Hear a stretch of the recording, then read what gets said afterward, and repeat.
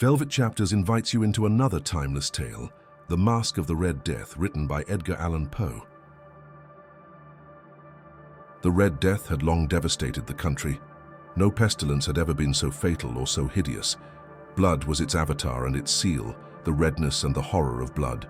There were sharp pains and sudden dizziness, and then profuse bleeding at the pores, with dissolution. The scarlet stains upon the body, and especially upon the face of the victim, were the pest ban, which shut him out from the aid and from the sympathy of his fellow men. And the whole seizure, progress and termination of the disease were the incidents of half an hour. But the Prince Prospero was happy and dauntless and sagacious.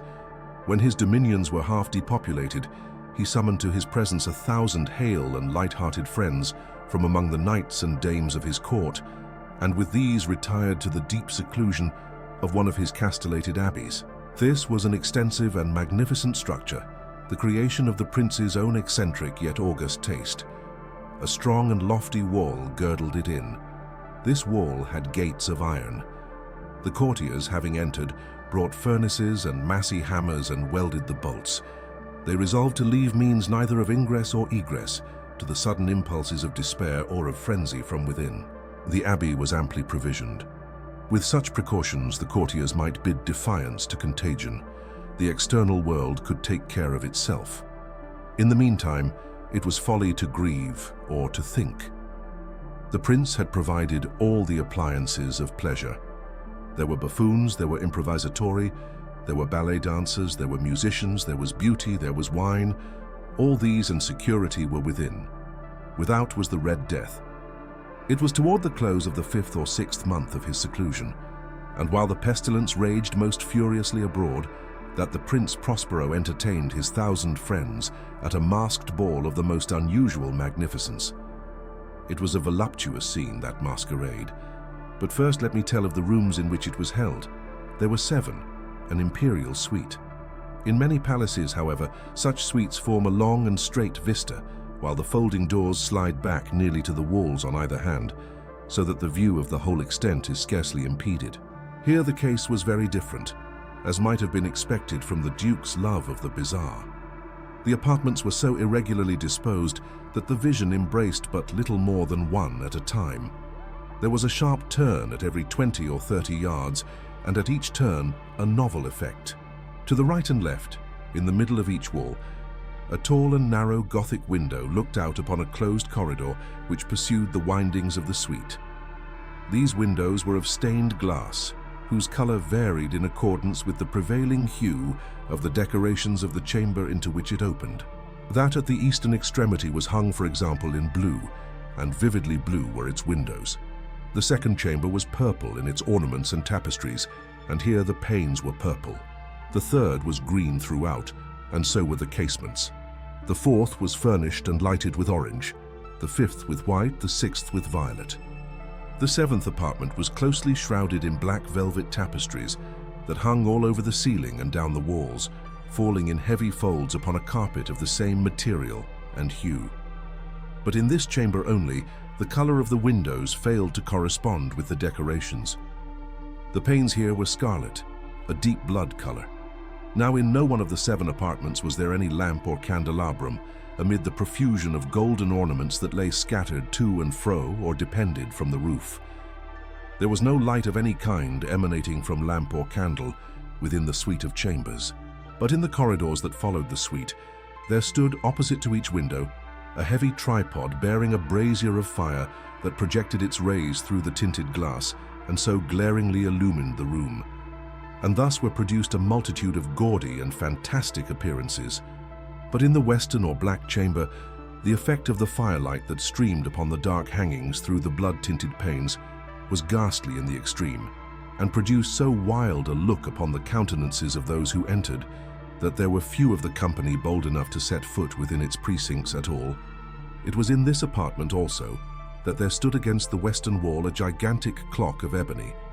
Its pendulum swung to and fro with a dull, heavy, monotonous clang, and when the minute hand made the circuit of the face and the hour was to be stricken, there came from the brazen lungs of the clock a sound which was clear and loud and deep and exceedingly musical, but of so peculiar a note and emphasis that, At each lapse of an hour, the musicians of the orchestra were constrained to pause momentarily in their performance to hearken to the sound. And thus the waltzes perforce ceased their evolutions, and there was a brief disconcert of the whole gay company. And while the chimes of the clock yet rang, it was observed that the giddiest grew pale, and the more aged and sedate passed their hands over their brows as if in confused reverie or meditation. But when the echoes had fully ceased, a light laughter at once pervaded the assembly. The musicians looked at each other and smiled as if at their own nervousness and folly, and made whispering vows, each to the other, that the next chiming of the clock should produce in them no similar emotion. And then, after the lapse of 60 minutes, which embrace 3,600 seconds of the time that flies, there came yet another chiming of the clock, and then with the same disconcert and tremulousness and meditation as before. But in spite of these things, it was a gay and magnificent revel. The tastes of the Duke were peculiar. He had a fine eye for colors and effects. He disregarded the decora of mere fashion. His plans were bold and fiery, and his conceptions glowed with barbaric luster. There are some who would have thought him mad. His followers felt that he was not. It was necessary to hear and see and touch him to be sure that he was not. He had directed, in great part, the movable embellishments of the 7 chambers upon occasion of this great fete, and it was his own guiding taste which had given character to the masqueraders. Be sure they were grotesque. There were much glare and glitter and piquancy and phantasm, much of what has been since seen in Hernani. There were arabesque figures with unsuited limbs and appointments. There were delirious fancies such as the madman fashions. There was much of the beautiful, much of the wanton, much of the bizarre, something of the terrible, and not a little of that which might have excited disgust.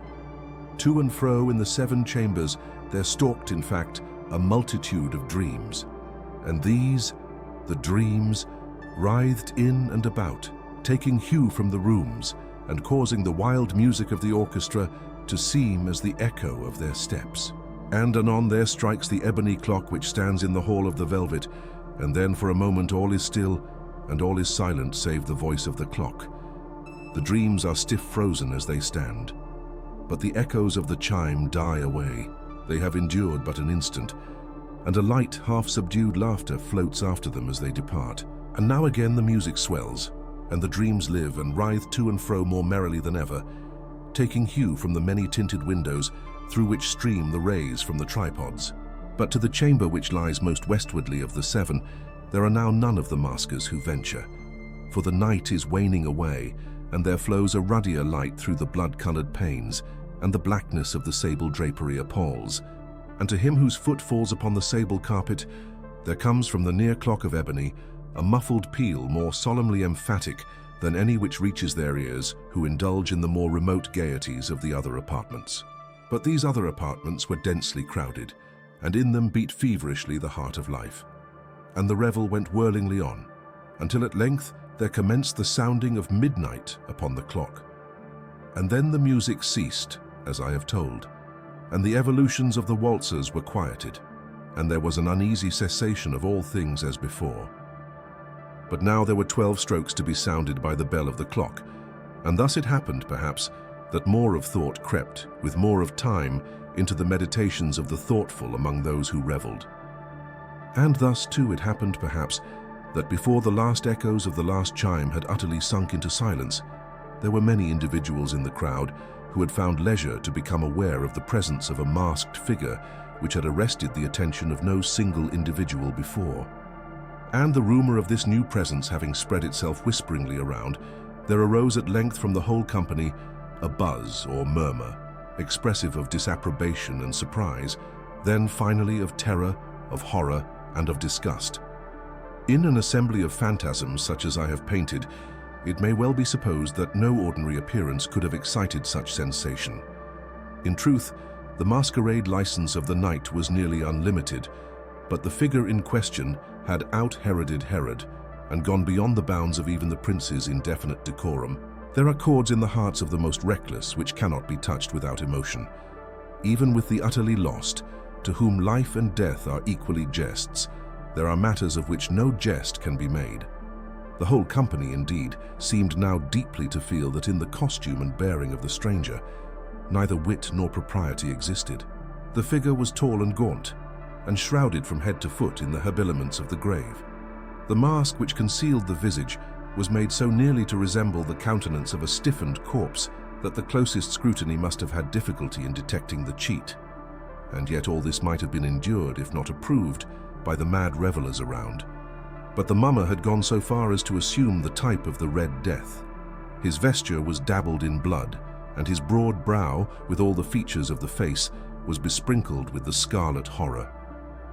When the eyes of Prince Prospero fell upon this spectral image, which with a slow and solemn movement, as if more fully to sustain its role, stalked to and fro among the waltzers, he was seen to be convulsed in the first moment with a strong shudder, either of terror or distaste, but in the next, his brow reddened with rage. "Who dares," he demanded hoarsely of the courtiers who stood near him, "who dares insult us with this blasphemous mockery? Seize him and unmask him, that we may know whom we have to hang at sunrise from the battlements." It was in the eastern or blue chamber in which stood the Prince Prospero as he uttered these words. They rang throughout the 7 rooms loudly and clearly, for the prince was a bold and robust man, and the music had become hushed at the waving of his hand. It was in the blue room where stood the prince, with a group of pale courtiers by his side.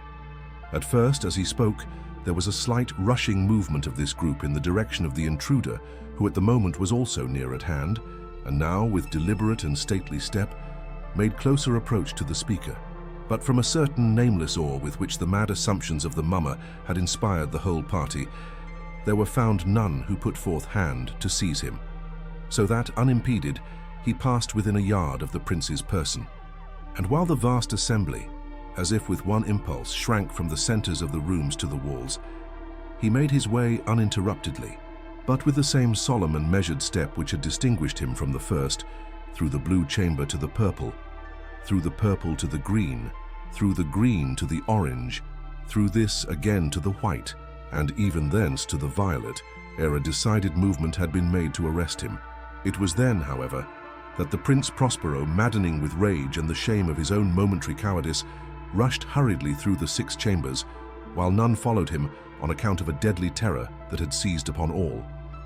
He bore aloft a drawn dagger, and had approached in rapid impetuosity to within 3 or 4 feet of the retreating figure, when the latter, having attained the extremity of the velvet apartment, turned suddenly and confronted his pursuer.